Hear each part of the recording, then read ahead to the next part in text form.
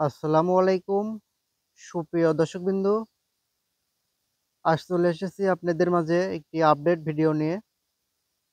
আমার সামনেই দেখতে পাচ্ছেন এটা একটি 2.4 ঘনমিটার বায়োগ্যাস প্ল্যান্ট।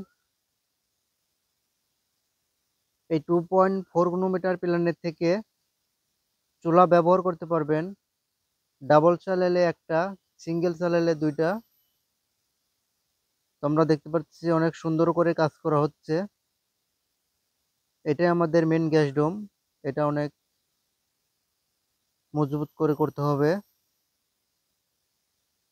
তো আমরা দেখতে পাচ্ছি মুরগির ফার্ম। এখানে লেয়ার মুরগি ওঠানো হবে 500।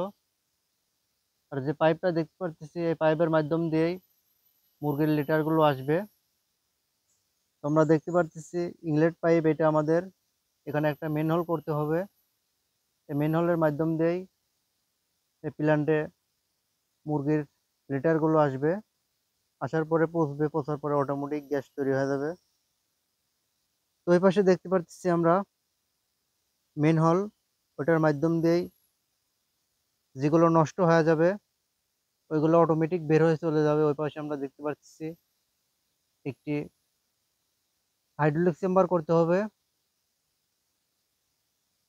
এখান থেকে অটোমেটিক গ্যাস হওয়ার পরে নষ্টগুলো বের হয়ে চলে যাবে।